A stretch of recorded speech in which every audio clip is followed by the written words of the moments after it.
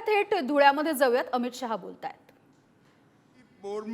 बोरसे जी, राहुल आहेर जी, अमरीश जी पटेल, राज्यवर्धन कदमबांडे, जयप्रकाश जी, गजेंद्र जी, धरती देवेरे जी, अनूप अग्रवाल जी, बबन चौधरी जी, अरविंद जी, राम बदाने जी, बाला साहेब जी, और आज इतनी चिलचिलाती धूप में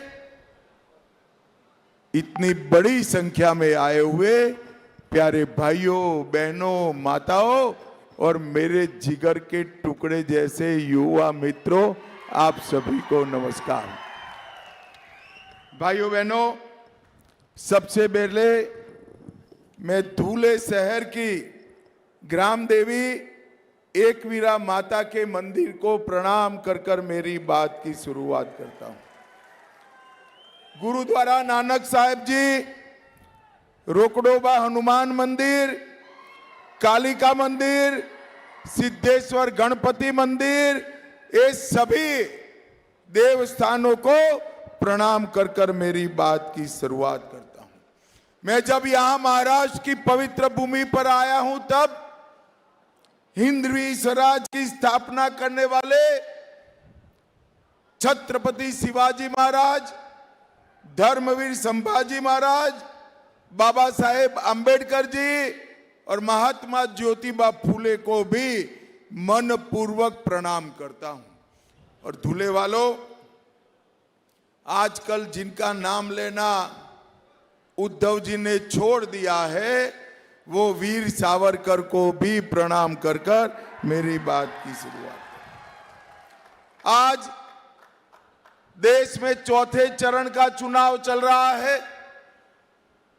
मैं देश भर में जहां जहां चुनाव हो रहा है, महाराष्ट्र में जहां जहां चुनाव हो रहा है, सभी जनता जनार्दन को अपील करना चाहता हूं, अभी 6 बजे का समय है, भारी संख्या में मतदान कर कर आप देश को सुरक्षित करने वाली एक सरकार चुनकर भेजिए।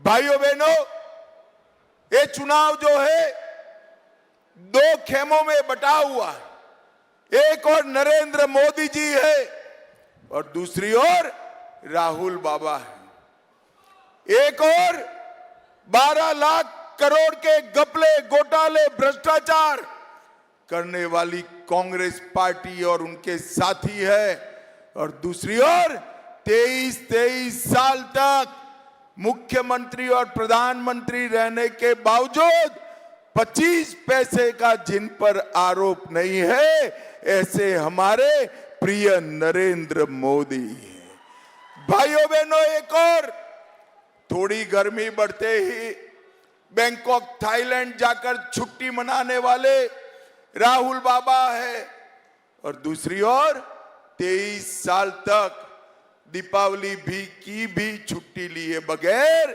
सरहद पर जवानों के साथ दीपावली मनाने वाले नरेंद्र मोदी है, नरेंद्र मोदी। एक और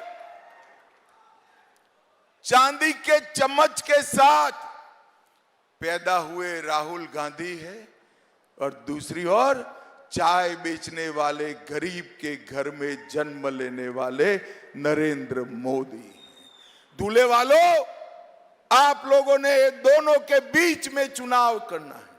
मैं आज आपको बताता हूं, भामरे साहब के नाम के सामने 3 नंबर पर जो कमल का निशान है, उस पर जब आप बटन दबाओगे, भामरे साहब को दिया हुआ एक वोट सीधा नरेंद्र मोदी को प्रधानमंत्री बनाने के काम में आने वाला है। भाइयों बहनों, मैं आप सभी से अब सीधी बात कर रहा हूं। मुझे बताइए जरा, अयोध्या में राम मंदिर बनना चाहिए था या नहीं बनना चाहिए था? जोर से बोलो, बनना चाहिए था या नहीं बनना चाहिए था? 70 साल तक एक कांग्रेस पार्टी, शरद पवार जी राम मंदिर के मुद्दे को अटकाते रहे।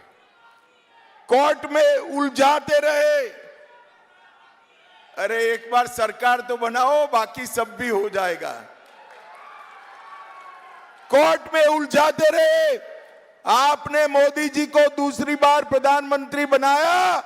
मोदी जी ने 5 साल में केस भी जीता, भूमि पूजन भी किया और 22 जनवरी को प्राण प्रतिष्ठा कर जय श्री राम कर दिया। देवला चांदवड़ और सोनगिर दोंदाईवाड़ा अंकलेश्वर और नागपुर सूरत हाईवे, ये सारे हाईवे धुले में फिर से एक बार जीवंत करने का काम नरेंद्र मोदी जी और देवेंद्र फडणवीस ने किया है। मित्रों, एक बात मैं कहना चाहता हूं, पूरे देश में किसान जो कपास उगाता है, इसके लिए ऐसी योजना कोई नहीं लाया। देवेंद्र जी ने 4000 करोड़ रुपया की भावांतर योजना लेके आए हैं कपास के किसानों के लिए। जैसे ही आचार संहिता समाप्त हुई, आपके बैंक अकाउंट के अंदर 4000 करोड़ रुपया सीधा ट्रांसफर होने वाला है। भाइयों बहनों, सीधा ट्रांसफर होने वाला। भारतीय जनता पार्टी की सरकार ने महाराष्ट्र में विकास के लिए लगभग 15 लाख करोड़ रुपया भेजने का काम किया है। परंतु ये उद्धव ठाकरे जी वो जवाब दे, जब कांग्रेस की सरकार थी तब आपने क्या किया था। भाइयों बहनों, ये धूले के अंदर ढेर सारे काम भारतीय जनता पार्टी की सरकार ने किए हैं। 1800 करोड़ का भारत माला प्रोजेक्ट, धुले इंदौर रेलवे मार्ग, धुले दादर रेलवे शुरू कर दी, 6 हाईवे बनाए, 150 करोड़ से धुले के इंफ्रास्ट्रक्चर बनाने का काम किया और 25,000 आवासों को बनाने का काम धुले में समाप्त कर दिया। भाइयों बहनों, आज मैं यहां आया हूं तब सत्ता के कारण, सत्ता के लोभ में सिद्धांत छोड़ने वाले उद्धव ठाकरे को 5 सवाल मैं पूछना चाहता हूं। कांग्रेस के नेता आतंकी कसाब का समर्थन कर रहे हैं। उद्धव ठाकरे, क्या आप कांग्रेस के नेताओं के साथ है? इसका जवाब महाराष्ट्र की जनता को दीजिए। दूल्हे वालों, मुझे बताओ, ट्रिपल तलाक वापिस आना चाहिए क्या? जोर से बोलो, आना चाहिए। एक कांग्रेस पार्टी मुस्लिम पर्सनल लॉ वापिस लाना चाहती है। उद्धव ठाकरे, आप जवाब दीजिए, क्या आप इसके साथ हैं? कांग्रेस पार्टी और राहुल गांधी वीर सावरकर का विरोध करते हैं। उद्धव जी, आप बताइए, राहुल गांधी के साथ आप सहमत है क्या? और उदयनिधि स्टालिन और उनके साथी सनातन धर्म का विरोध करते हैं। शिवाजी महाराज ने पूरा जीवन हिंदवी स्वराज की स्थापना के लिए न्यौछावर कर दिया। ये सनातन धर्म का विरोध ये स्टालिन एंड कंपनी करते हैं। उद्धव जी इनके साथ हाथ मिलाते हैं। उद्धव ठाकरे, आप महाराष्ट्र की जनता के सामने स्पष्ट करिए कि आप सनातन के विरोध में इनका समर्थन कर रहे हो या नहीं कर रहे हो। भाइयों बहनों, मैं आप सभी को पूछना चाहता हूं, कोरोना का टीका आप सभी को लगा है या नहीं लगा है? जरा लगा है वो दोनों हाथ उठाइए तो जरा मुझे बताओ। 25 पैसा भी देना पड़ा है। मोदी जी ने सामने से कॉफी पिलाकर कोरोना का टीका दिया ना।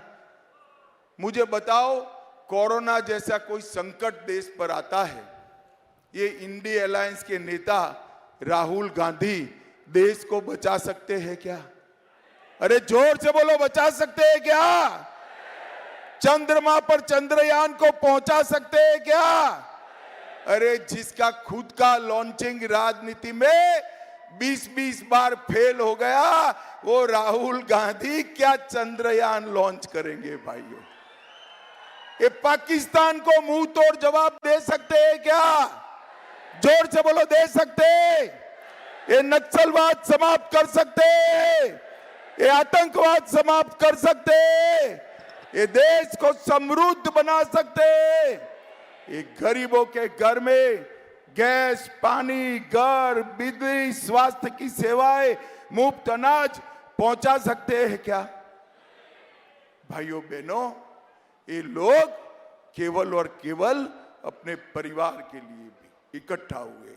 मैं इसलिए आप सभी को कहने आया हूं, एक बार 20 तारीख को सभी काम साइड पर रखकर नरेंद्र मोदी के नाम पर भारतीय जनता पार्टी के कमल के निशान पर बटन दबाइए।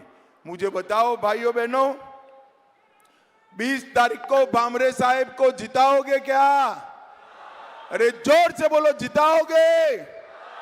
कमल के निशान पर बटन दबाओगे? मोदी जी को तीसरी बार प्रधानमंत्री बनाओगे?